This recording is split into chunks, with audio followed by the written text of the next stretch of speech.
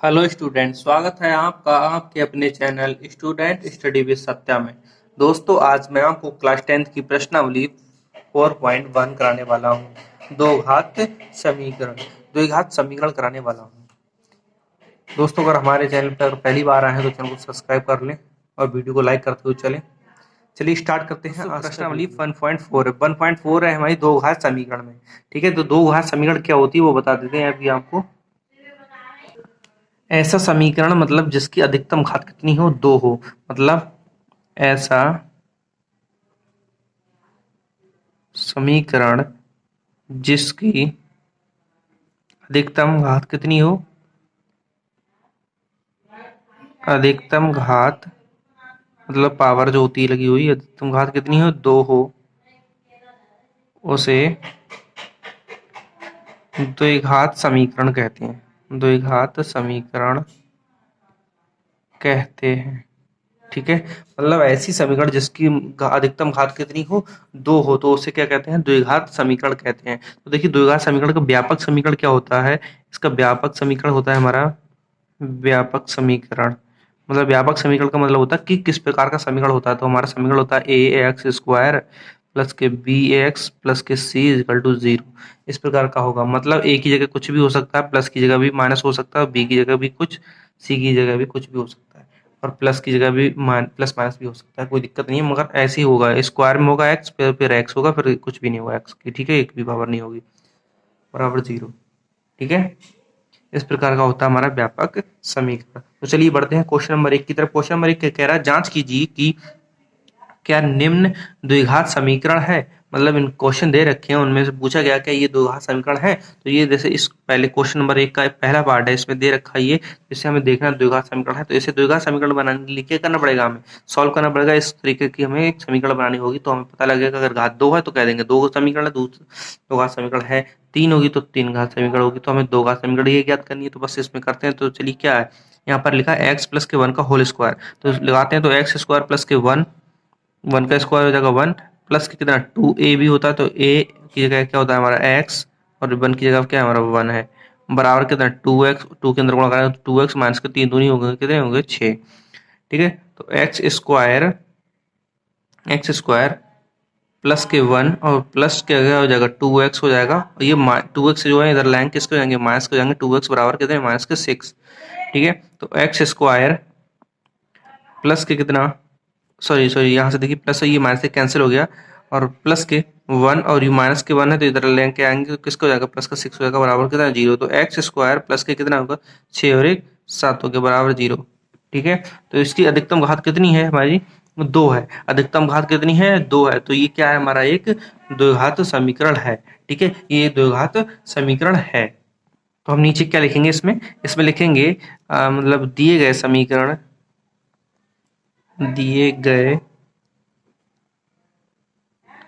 समीकरण में x की अधिकतम घात दो है, अतः यह एक द्विघात समीकरण है। द्विघात समीकरण है। बस आपको इधर लिख देना, बस एक क्या होगा हमारा आंसर हो जाएगा। ठीक है, बस बताना है कि द्विघात समीकरण है या नहीं है। तो चलिए इस पहले क्वेश्चन नंबर 1 के दूसरे पार्ट की तरफ बढ़ते हैं। ये है इसका सेकंड भाग। ठीक है, इसका सेकंड भाग में देखिए कैसे करेंगे। तो एक्स स्क्वायर माइनस के क्या है टू एक्स बराबर के माइनस के टू के अंदर गुणा कराएंगे तो क्या हो जाएगा, तीन दूनी छः हो जाएंगे, वो किसके माइनस के माइनस माइनस हो जाएगा, प्लस क्या हो जाएगा टू एक्स हो जाएगा। ठीक है, ये क्या होगा हमारा, यहाँ से एक्स स्क्वायर माइनस के टू एक्स सबको इधर ले आते हैं, तो प्लस के सिक्स प्लस माइनस के कितने हो गए हमारे टू एक्स हो गए, बराबर कितना होगा जीरो। तो ये हो गया एक्स स्क्वायर माइनस के माइनस माइनस प्लस हो जाएंगे, रहेगा मगर माइनस ही, दो दो एक्स और दो एक्स कितने एक्स, चार एक्स प्लस कितना सिक्स बराबर के जीरो। तो देखिए ये क्या एक व्यापक समीकरण तरह है। मतलब इस घात की घात कितनी है, दो है। अधिकतम घात कितनी है, दो है। तो बस ये भी क्या है लिख देंगे, अतः दिया हुआ समीकरण द्विघात समीकरण है। द्विघात समीकरण है। क्यों है वो तो आपको बताइए कि एक्स की घात अधिकतम कितनी है हमारी, दो है। ठीक है, वैसे आप यही भाषा पूरी इसमें भी लिख दें, कोई दिक्कत नहीं, ये भी शॉर्ट में चल जाएगी। ठीक है, तो चलिए बढ़ते हैं तीसरे पार्ट की तरफ। तीसरा पार्ट क्या कह रहा है इसका, ये है हमारा तीसरा पार्ट और ये है हमारा चौथा पार्ट। तो तीसरा पार्ट चलिए करते हैं। तो क्या करेंगे, इसमें हम गुणा करते चलेंगे। तो ये हो जाएगा हमारा एक्स की गुणा करेंगे तो एक्स स्क्वायर प्लस के एक्स और माइनस के 2x और माइनस के 2 इसका इसकी करेंगे तो एक्स स्क्वायर और प्लस के कितना 3x माइनस के x और माइनस के 3। ठीक है, इस एक्स गुणा पहले इसमें कराई, फिर इसमें कराई, 2 की गुणा फिर इसमें कराई। ठीक है, इसी प्रकार से इसमें की इसमें, फिर इसकी इसमें, फिर इसकी इसमें, इसकी इसमें। ठीक है, और खाइए, बस ये हो गया। अब क्या करना, सबको एक तरफ ले आते हैं। तो देखिए क्या हो जाएगा हमारा एक्स स्क्वायर प्लस के एक्स माइनस के 2x माइनस के 2 और माइनस के एक्स स्क्वायर, ये चेंज होते जाएंगे, माइनस के 3x प्लस के एक्स और प्लस के कितना 3 बराबर कितना होगा 0।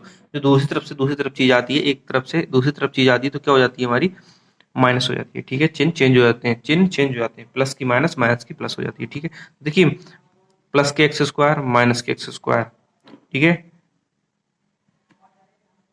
कैंसिल हो गया। क्या बचा यहाँ से, ये 2x x और x कितना हो गया हमारा 2x प्लस का हो गया, और माइनस कितने हैं 2x और माइनस के कितने हैं 3x और माइनस के 2 और प्लस के 3 कितना होगा, प्लस का 1 बचा बराबर कितना 0।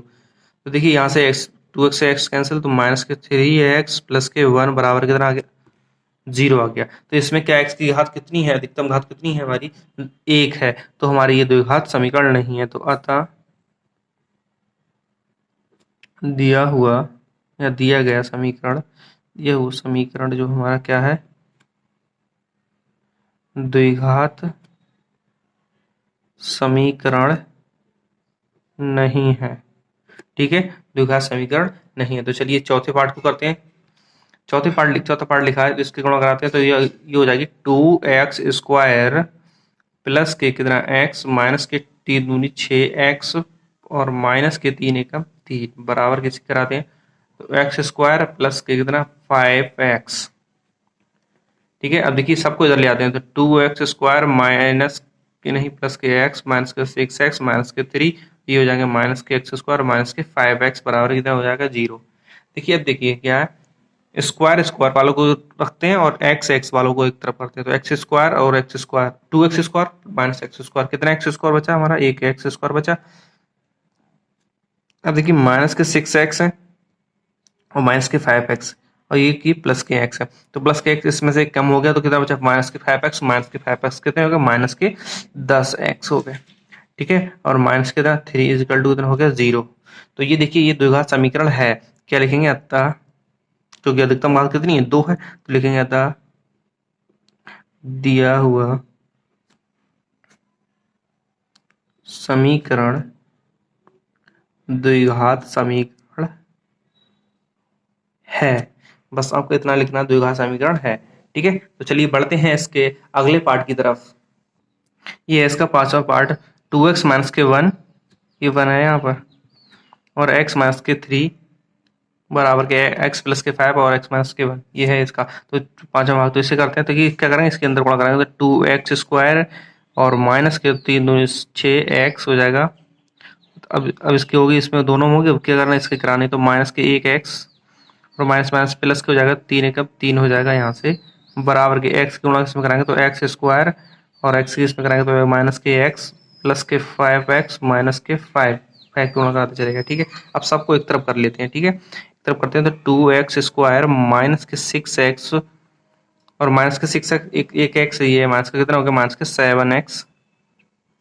ठीक है, माइनस के 7x प्लस माइनस के 3 प्लस नहीं माइनस के माइनस है प्लस है प्लस 3 इसका माइनस के एक्स स्क्वायर इधर ले आए तो प्लस के एक्स और ये माइनस के एक्स 5x और माइनस के 5 इजिकल टू कितना हो गया 0। देखिए 2x स्क्वायर और एक एक्स स्क्वायर कितना यहाँ से बचा, एक एक्स स्क्वायर बचा। ठीक है, अब क्या करना, देखिए माइनस के 7x स्क्वायर और 5 में से एक गया कितना होगा 4। चलिए लिख देते हैं एक बार 7x और 5 में से एक गया कितना बचा, माइनस के 4x बचा यहाँ से, और 5 में से 3 गया कितना बचा, माइनस के 2 बराबर बचा। तो एक्स स्क्वायर माइनस के 7 4 11 एक्स माइनस के 2 इजिकल टू कितना 0। तो ये भी क्या है हमारा द्विघात समीकरण है। तो अतः दिया गया समीकरण द्विघात समीकरण है। द्विघात समीकरण क्यों है? क्योंकि इसकी घात अधिकतम घात कितनी है हमारी? ये 2 है। ठीक है, अधिकतम घात कितनी है हमारी? 2 है। तो चलिए बढ़ते हैं अगले पार्ट की तरफ।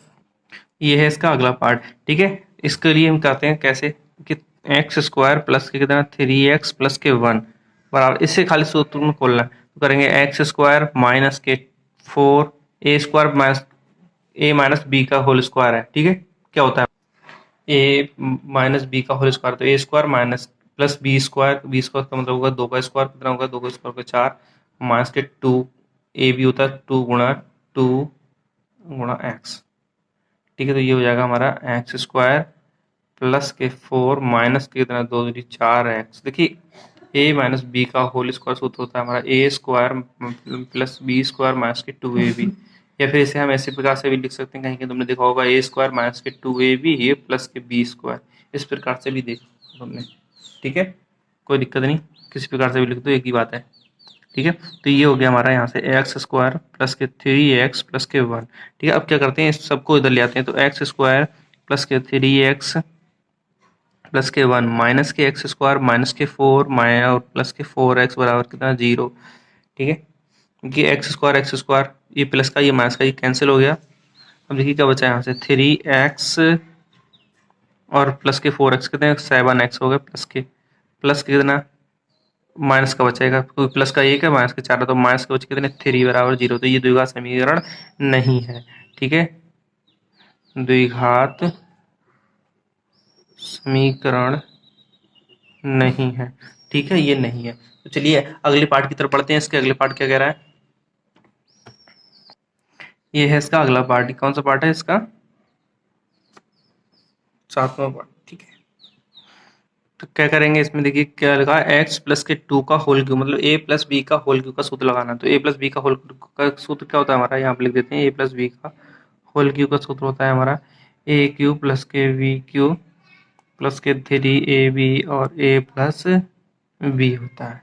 ठीक है, ये होता है। तो ये लगाते हैं, चलिए एक्स लिखेंगे एक्स का क्यूब प्लस के 2 का क्यूब, 2 का क्यूब हो जाएगा 2 दूनी 4 दूनी 8 हो जाएगा यहाँ से, और प्लस के 3ab होता है 3ab मतलब 3 दूनी 6 और x 6x बराबर के 6x और फिर होगा a प्लस बी। ठीक है, तो मतलब क्या होगा x प्लस के 2। ठीक है, अब इसे क्या करेंगे, इस वाले को हम क्या करेंगे इसके अंदर गुणा करा देते हैं। तो एक स्क्वायर तो है एक एक्स, ये कितना होगा 2x की पावर 3 होगी, माइनस कितना हो गया हमारा 2x हो गया। ठीक है, अब देखिए करते हैं, तो x की पावर 3 और प्लस के 8 प्लस के 6x के अंदर गुणा कराते हैं, तो 6x स्क्वायर प्लस के कितना हो जाएगा 6×12x हो जाएगी, और ये वाले इधर ले आते हैं तो माइनस के 2x क्यू और प्लस के कितना होगा 2x हो गया बराबर कितना हो गया 0 हो गया। देखिए एक एक्स क्यू और माइनस के 2x क्यू, तो यहाँ से क्या बचा हमारा माइनस का बचा हमारा एक्स क्यू बचा। ठीक है, फिर प्लस का कितना, देखिए दिख नहीं रहा आपको, देखिए प्लस का अब एक्स स्क्वायर लिखेंगे, क्यू के बाद स्क्वायर मतलब घात के हिसाब से लिखते चलते, तो स्क्वायर 6x स्क्वायर प्लस के 6x स्क्वायर प्लस के कितना 12x और प्लस के 2x है, तो 12 और 2 कितना हो गया 14x हो गया, और प्लस का फिर कितना हो गया हमारा 8 हो गया बराबर 0। तो देखिए क्या ये दो घात समीकरण है, क्योंकि इसकी अधिकतम घात कितनी है 3 है, ये त्रिघात समीकरण होगी, इसलिए ये द्विघात समीकरण नहीं है। द्विघात समीकरण नहीं है, ये द्विघात समीकरण नहीं है। ठीक है, तो चलिए बढ़ते हैं अगले पार्ट की तरफ। ठीक है, ये है इसका ठीक है अगला पार्ट। तो देखिए इसे क्या करेंगे, क्योंकि ये तो लिखा हुआ है पूरा ठीक है, एक्स क्यूब माइनस के 4x स्क्वायर माइनस के x प्लस के 1 बराबर, मगर ये क्या है हमारा a माइनस बी का होल क्यूब का सूत्र, तो ये लिखेंगे ए क्यूब माइनस के बी क्यूब माइनस के 3ab और a माइनस बी। ठीक है, सभी जगह क्या लगा देंगे हम माइनस लगा देंगे वही सूत्र के। ठीक है, तो इसे सॉल्व करते हैं, देखिए इसे खोलते हैं इसके हिसाब से, एक्स का क्यूब एक बार पूरा लिख ही देते हैं, प्लस के माइनस के 2 का क्यूब और माइनस के 3, ए की जगह क्या लिखेंगे एक्स और फिर बी की जगह लिखेंगे 2, फिर लिखेंगे एक्स माइनस के 2। ठीक है, ये हो गया। तो यहाँ से देखिए क्या होगा एक्स की क्यूब माइनस के 8 की 2 की पावर 3 है तो कितना हो जाएगा 8 हो जाएगा, क्योंकि 2 गुणे 2 गुणे 2 2 दूनी 4 दूनी 8 ठीक है, तो 8 हो गया, माइनस के 3 हो गया 6x हो गया, ये x प्लस माइनस के 2 है, तो ठीक है यहाँ से क्या हो जाएगा x 3x माइनस के 8 माइनस के कितना, इसके अंदर गुणा कराते हैं 6x की, तो 6x² माइनस के 6 दूनी 12x हो जाएगा यहाँ से। ठीक है, यहाँ पर हमारा क्या आ रहा है x की 3 माइनस के 4x² माइनस के x प्लस के 1 आ रहा है। तो देखिए इधर हम के लिए x³ माइनस के 4x² माइनस के x प्लस के 1, इन सबको क्या करें इधर ले आते हैं, तो माइनस के x³, ठीक है, और माइनस के कितना प्लस के 6x²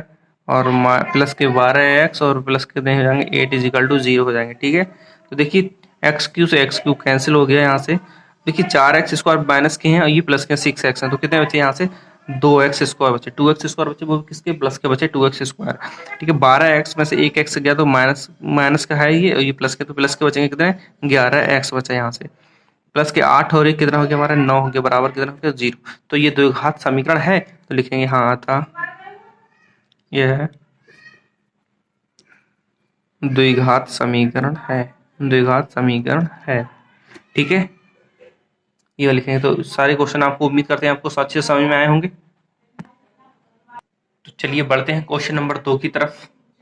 क्वेश्चन नंबर 2 कह रहा है निम्न स्थितियों को द्विघात समीकरण के रूप में निरूपित कीजिए। हमें क्या करना है, क्वेश्चन दे रखे हैं 4 और उनके क्या करना है, हमें द्विघात समीकरण के रूप में निरूपित करना है। ठीक है, पर इसमें क्वेश्चन में कह रहा है क्वेश्चन एक है हमारा, एक आयताकार भूखंड का क्षेत्रफल, क्वेश्चन दो का दूसरे का पहला है। ठीक है, एक आयताकार भूखंड का क्षेत्रफल 528 मीटर स्क्वायर है, क्षेत्रफल की लंबाई मीटर में, चौड़ाई से दोगुने से एक अधिक है, हमें भूखंड की लंबाई और चौड़ाई याद करनी है। देखिए यहाँ पर हमें क्या दिया है, भूखंड की लंबाई और चौड़ाई भी याद करनी है, पर हमसे ऊपर क्या कहा गया था कि द्विघात समीकरण बनाना है। तो देखिए यहाँ पर हम सिर्फ द्विघात समीकरण ही बनाएंगे।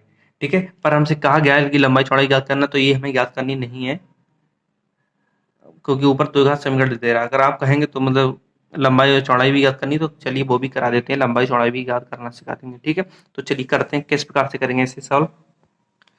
लिखेंगे माना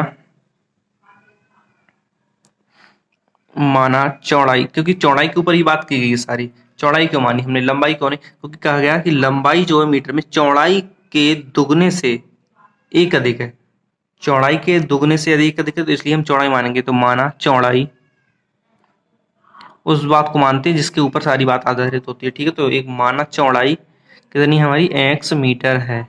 ठीक है, x मीटर है, तब लंबाई क्या होगी हमारी, प्रश्न अनुसार क्या कह रहा है, चौड़ाई मतलब लंबाई जो है चौड़ाई क्या है हमारी x, चौड़ाई के दुगने से एक अधिक है, चौड़ाई से दुगने से एक अधिक है, बस एक अधिक है बन गया, ये क्या है हमारा मीटर में है, ये हमारी क्या होगी लंबाई होगी। ठीक है, तो आयताकार भूखंड का क्षेत्रफल जो हमारा दे रखा है, तो क्षेत्रफल की मतलब आयत का क्षेत्रफल क्या क्या होता है, क्षेत्रफल होता है लंबाई गुणा चौड़ाई, लंबाई गुणे चौड़ाई होता है क्षेत्रफल। क्षेत्रफल हमें दे रखा है कितना 528 दे रखा है। ठीक है, लंबाई हमारी कितनी दे रखी है 2x प्लस के 1 दे रखी है, चौड़ाई कितनी दे रखी है हमारी x दे रखी है। चलिए सॉल्व करते हैं, ये हो जाएगा 2x² प्लस के कितना हो जाएगा x हो जाएगा, ये गया 528। देखिए अब इसे हम सही करके लिख देते हैं, 2x² प्लस के x, ये उधर जाएगा तो किसका हो जाएगा माइनस का हो जाएगा 528 इक्वल टू 0। तो ये देखो द्विघात समीकरण बन गया। वैसे तो हमें यहाँ तक ही करना था, क्योंकि ऊपर कहा गया कि द्विघात समीकरण के रूप में निरूपित कीजिए, द्विघात समीकरण के हमने रूप इसे दे दिया, मगर इसमें कहा गया कि हमें भूखंड की लंबाई और चौड़ाई भी ज्ञात करनी है। तो लंबाई चौड़ाई कैसे ज्ञात करेंगे, इसके हमें फैक्टर करने पड़ेंगे। तो कैसे फैक्टर करेंगे, तो 2x² माइनस प्लस के x माइनस के 528, ठीक है, बराबर 0। 528 के ऐसे टुकड़े कर, 528 के 2 में गुणा करानी है, गुणनखंड तो कर ही लेते हैं। तो 528 के 2 में गुणा कराई तो हमारी कितना हो जाएगा, तो 8 2 8 16, 2 और 2 पंजे 2 दूनी 4 और 1 5 हो जाएगा, 2 पंजे 10। ठीक है, इतना हो जाएगा, कितना हो जाएगा 1056 हो जाएगा। 528 के 2 में गुणा करें। अब क्या करना, इसकी हमें क्या करना है फैक्टर करने है, और हमें क्या लाना घटा करके 1 लेके आना। तो इसे चलिए काटते हैं, तो इसे काटते हैं किस प्रकार से काटेंगे, देखिए 2 से काटे 2 पंजे 10 हो जाएंगे, 2 दूनी 4 हो जाएंगे, 2 8 16। तो ये आपको फैक्टर करने आती होंगे, तो 2 से काटेंगे 2 दूनी 4, 2 छंग 12, 2 2 चौका 8, 2 से काटे 2 एकम 2, 2 दूनी 2 3 6, 2 दूनी 4, 2 से काटे 2 66 2 से काटेंगे 2 3 6, 2 3 6 33 आ गए। ठीक है, अब 33 को क्या करेंगे, 11 से काट दें, या फिर चलिए देखते हैं कि एक्स हमें क्या करना है, एक लाना है। तो घटा के देखे तो क्या करते हैं, 2 दूनी 4, दूनी 8, दूनी 16, दूनी 32। तो 32 33 सही है, ठीक है, हो गया। तो क्या होगा, 2x स्क्वायर प्लस के कितना हो गया हमारा 33 माइनस के 32, और ये एक्स आ जाएगा यहाँ पर माइनस के कितना 528। ऐसे तो गुणनखंड करते हैं, तो क्या करते हैं, तो 2x स्क्वायर माइनस के कितना हो जाएगा, प्लस के हो जाएगा 33x, और माइनस के हो जाएगा यहाँ से 32x, और ये हो जाएगा माइनस के 528 बराबर 0। देखिए यहाँ से क्या करना है, एक्स कॉमन लेना है, इन दोनों में से हमने एक्स कॉमन ले लिया, तो क्या बचा हमारा 2x बचा, माइनस के यहाँ से कितना बचा, प्लस के कितना बचा, सॉरी प्लस का 33 बचा, ठीक है। यहाँ से हमने माइनस के कॉमन ले लिया, कितना कॉमन ले लिया हमने, अगर यहाँ से हम कितना कॉमन ले लें, देखिए 16 कॉमन ले लें, कितना कॉमन ले लें 16, क्यों, क्योंकि हमें ऐसा ही एक ब्रैकेट यहाँ पर बनाना होता है, तो ऐसे बनाने के लिए क्या करेंगे, हम 16 कॉमन लेंगे, तभी तो 16 दूनी 32 आएंगे, तो 2 16 दूनी 32 एक्स हो गया, और माइनस बाहर आ गया तो क्या होगा, प्लस हो गया, और 16 से हमें इसे डिवाइड करेंगे, तो 16 से देखिए 16 से इसे भाग करते हैं, क्या होगा, देखिए किस प्रकार से करेंगे, 2 दूनी 4, दूनी 8, दूनी 16, 16 यहाँ तक आ रहा है, तो 16 यहाँ तक आ रहा है, 16 से हमने भाग किया था कितने को, एक सॉरी 528 है ना, इस 16 से हम इसे भाग करेंगे ना, इसे थोड़ी इसे करना, तो 16 तीन कितने हो गए हमारे, 48 हो जाएंगे, 48 और 4 बचेंगे, तो 16 तीन 48, 33 आ जाएगा यहाँ से बराबर 0। देखिए क्या बचा हमारा 2x प्लस के 3x, एक बार लिख लेते हैं, जो ब्रैकेट कॉमन है वो एक बार है, और जो अलग अलग है वो x माइनस के 16 है, बराबर कितना है 0।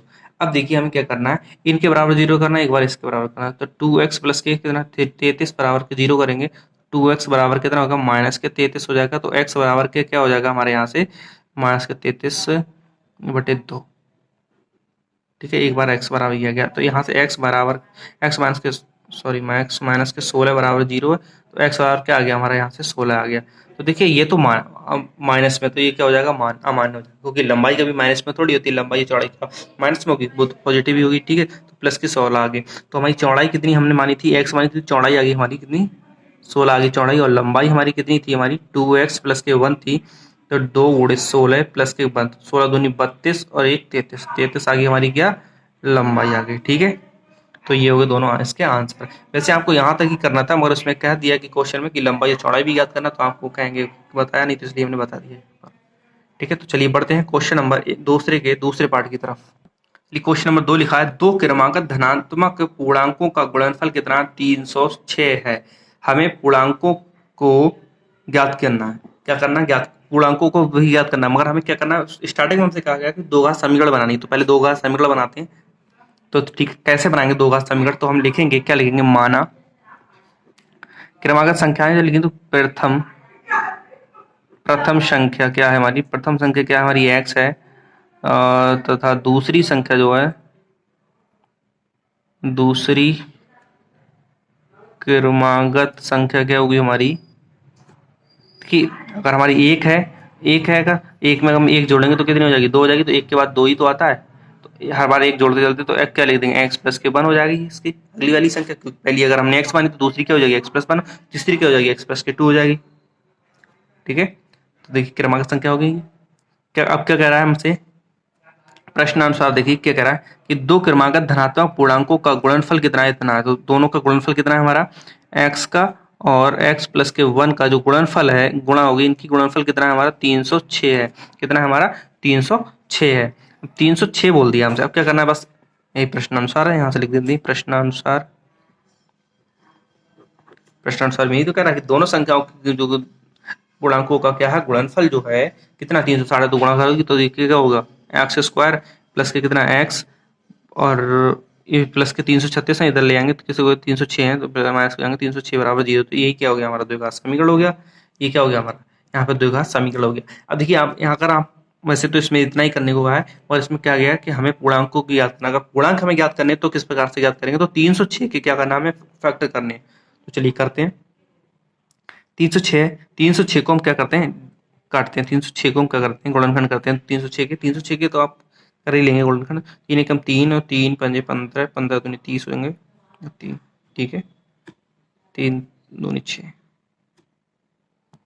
सॉरी 360 नहीं 306 है, ठीक है, 3 से काट 2 से नहीं 3 से कटेंगे 3 और ये 4 5 ये 3 से कटेंगे, तो कितना 3×5 = 15, 3×1 = 3, 51 आ गया। तो ये कटेंगे 30 से 13, 3×3 17, 3×51, ठीक है 17 से कटेगा। अब ये 17 तो 17 से ही कटेगा, ठीक है 17 तो 17 से ही कटेगा, ठीक है। अब क्या करना हमें, क्या लाना, क्या हमारे एक्स लाना, मतलब एक लाना है घटा करके।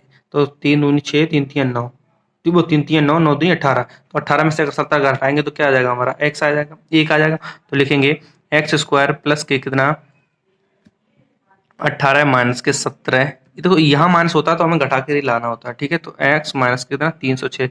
तो आपको इतने तो पता ही होगा गुणनखंड किस प्रकार से करते हैं, ठीक है। तो क्या होगा x² प्लस कितना 18x माइनस के 17x और माइनस के 306 बराबर कितना 0।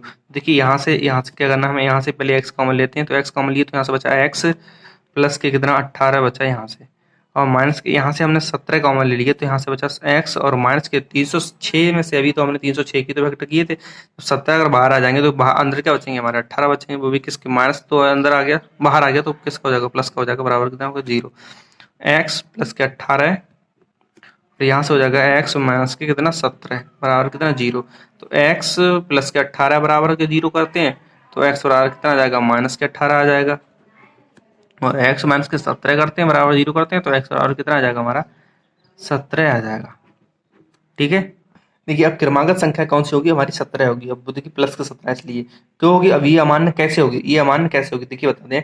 क्योंकि क्रमागत संख्या बोली तो क्रमागत बोली हमने कि -18 हो सकता है कि -18 है। अब -18 में अगर हमने एक ये हमने क्या किया प्लस किया तो क्या हो जाएगा, प्लस करेंगे तो ये -17 हो जाएगी, तो ये क्या होगी उल्टी होगी ना, हमें तो क्रमागत संख्या आगे को चलनी है ना, आगे के लिए जाना। और धनात्मक ऊपर को बोल भी दिया कि धनात्मक पूर्णांक होगा, ठीक है। तो धनात्मक क्या है, हमें धनात्मक होना चाहिए, तो ये ऋणात्मक है, ये अमान्य हो गया, ये क्या मान्य हो गया, तो ये हमारी होगी पूर्णांक, ठीक है। ये प्रथम संख्या कितनी होगी हमारी x होगी, और दूसरी संख्या क्या हो जाएगी हमारी, दूसरी संख्या क्या हो जाएगी 17 प्लस के 1 बराबर कितना 18, ठीक है। तो उम्मीद करते हैं आपको ये समझ में आया होगा। तो चलिए बढ़ते हैं क्वेश्चन नंबर दूसरे के तीसरे पार्ट की तरफ। लिखा है रोहन की माँ उससे 26 वर्ष बड़ी है, उसकी आयु का गुणनफल अब से 3 वर्ष पश्चात 360 हो जाएगी, 360 हो जाएगा। हमें रोहन की वर्तमान आयु ज्ञात करनी है, रोहन की क्या करनी है हमें वर्तमान आयु ज्ञात करनी है, ठीक है। 360 की हो जाएगी कब 3 वर्ष पश्चात। तो चलिए करते हैं, किस प्रकार से करेंगे इसे, लिखेंगे माना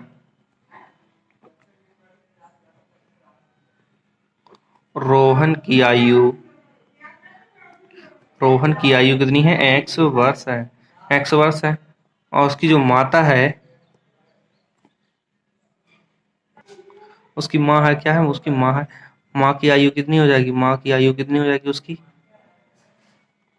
x प्लस के 26। क्यों, माँ उससे 26 वर्ष बड़ी है तो 26 वर्ष अधिक है, वो x का है तो ये कितनी होगी x प्लस 26 हो जाएगी, ठीक है। अब वो कह रहा है 3 वर्ष पश्चात, 3 वर्ष पश्चात, 3 वर्ष पश्चात मतलब 3 वर्ष के बाद रोहन की आयु कितनी हो जाएगी, रोहन की आयु, रोहन की आयु अभी x है, 3 वर्ष बाद 3 साल बाद कितना हो जाएगा 3 साल अधिक हो जाएगा, वो 3 साल का ज्यादा बड़ा हो जाएगा। और उसकी इसी प्रकार से माँ की आयु जो कि माँ की आयु 3 साल बाद कितनी हो जाएगी, तो उसकी है अभी x प्लस के 26 है प्लस के 3 और हो जाएगी, तो कितनी हो जाएगी x प्लस की कितनी हो जाएगी हमारी 29 वर्ष की हो जाएगी उसकी माँ, हो जाएगी नहीं, इतनी तो है अभी, और वो इतनी 3 वर्ष और बड़ी हो रही है इसमें 3 वर्ष के बाद, तो 3 वर्ष बड़ी होगी तो कितनी होगी 29 होगी। तो लिखिए प्रश्नानुसार, प्रश्नानुसार प्रश्नानुसार क्या कह रहा है कि दोनों उनकी आयु का गुणनफल अब से 3 वर्ष पश्चात कितना 360 होगा, मतलब उनकी गुणनफल कितना होगा 3x प्लस के 3, वो x प्लस के 3 और x प्लस के 29 का इनका गुणनफल कितना है 360 है, 360 हो जाएगी, ठीक है। तो चलिए करते हैं, आयु का गुणनफल को 360 हो गया, तो इनका क्या करते हैं गुणनफल करते हैं, गुणा करते हैं, तो क्या हो जाएगा हमारा x² और प्लस के कितने 29x प्लस के कितना 3x और प्लस के कितने हो जाएंगे 3 नेम 27 और 3 दूनी 6 और 1 7 8 दो, ठीक है बराबर के कितना 360। तो चलिए करते हैं, तो देखिए x² और प्लस के कितने 29 और 3 कितने हो गए हमारे 32 x और प्लस के कितने 87 और माइनस हो जाएंगे 360 बराबर कितना 0।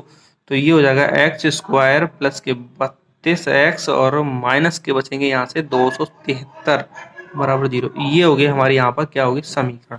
बस आपको यहाँ पर समीकरण ज्ञात करनी है। अब उनकी वर्तमान आयु भी पूछ रहा है क्वेश्चन में, कह रहा है वर्तमान आयु ज्ञात करनी है। ठीक है, तो वर्तमान आयु किस प्रकार से ज्ञात करेंगे, इसका हम क्या करेंगे गुणनखंड करेंगे कितने कि 273 के, क्योंकि तुम्हें 32 लाना है प्लस के 273 को हम फैक्टर करते हैं तो 3 से कट जाएंगे, 3 दूनी 3 नियम 27 और 3 एकम 3 और ये हो जाएगा 7 से कटेगा 7 13 3 13 7 91, तो 7 13 कितने हो गए 91 होगा। ठीक है, तो देखिए 13 कटेगा नहीं, अब क्या करना 32 लाना, 7 दूनी कितने हो गए 14 नहीं हो रहा, तो 13 3 39 हाँ ठीक है, क्या हो गया हमारा 13 3 39 में से अगर 7 माइनस करेंगे तो 32 आ जाएगा। ठीक है, तो चलिए करते हैं ऐसे यहाँ पर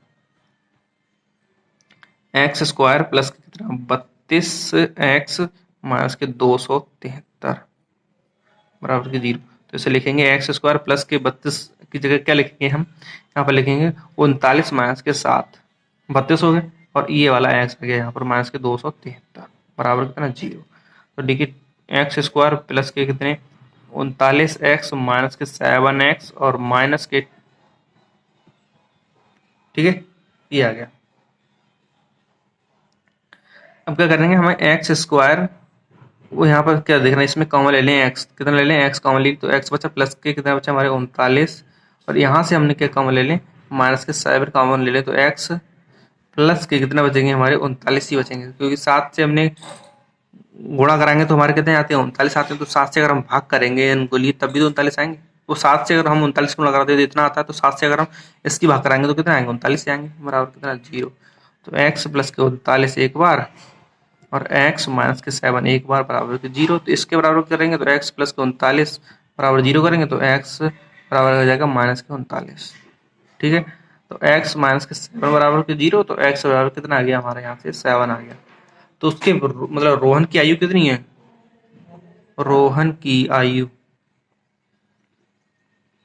7 वर्ष और उसकी माँ की आयु कितनी है हमारी x प्लस कितना 26 है ना, तो x कितनी है 7 प्लस के 26, तो कितना हो गया हमारे यहाँ से कितने 26 है तो कितनी हो जाएगी यहाँ से 6 7 6 13 3 और 2 और 1 3 33 वर्ष।